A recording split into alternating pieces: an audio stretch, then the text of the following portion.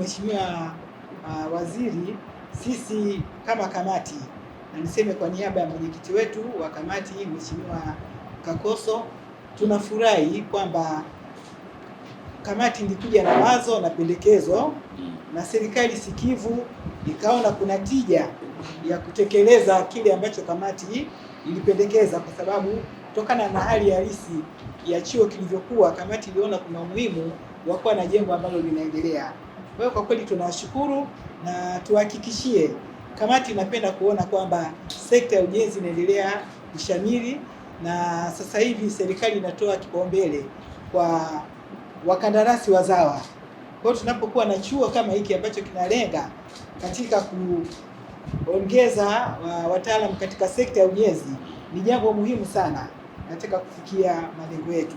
Kwa hiyo nikuhakikishie kama kamati tutaendelea kutoa ushirikiano kwa wizara yako ili kuhakikisha kwamba malengo ambayo yamekusudiwa yanafikiwa kwa ufanisi.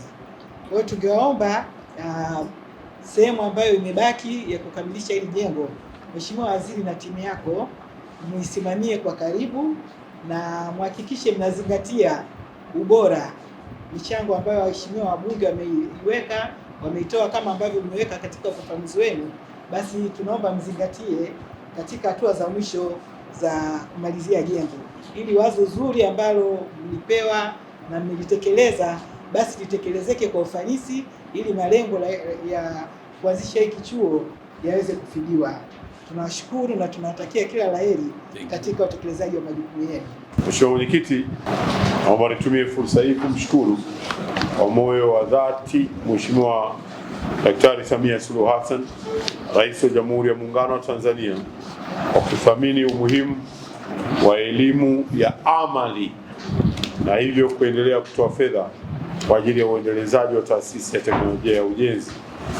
Aidha, kwa niaba ya Wizara ya Ujenzi, napenda kutoa shukrani za dhati kwa kamati ya kudumu ya Bunge ya miundombinu, kwanza kwa kuanzisha wazo la ujenzi wa jengo hili na kulisimamia. Ufuatiliaji na ushirikiano wa kamati hii umefanikisha kwa kiasi kikubwa upatikanaji wa fedha za utekelezaji mradi huu wa ujenzi. Kukamilika kwa ujenzi wa chuo hiki itakuwa ni alama kubwa ya mafanikio ya kamati hii. Wizara inaendelea kuwaomba muendelee kusimamia kwa karibu ili taasisi iweze kufikia malengo yake ya kuongeza wataalamu wenye ujuzi katika sekta ya ujenzi. Mheshimiwa Waziri, kwa unyenyekevu mkubwa utupelekee salamu kwa Mheshimiwa Rais. Hili alilolifanya ni kubwa. Baki tusiangalie kitu kwa udogo tu. Tuangalie kitu tangu mwanzo. Mimi nilikuwa nakuja hapa. Nimeambia nilikuwa kwenye kamati tangu 2010. Tangu nimekuja mimi nilichokuwa naangalia ni hili jengo na nikanyamaza. Serikali imefanya maamuzi mazuri.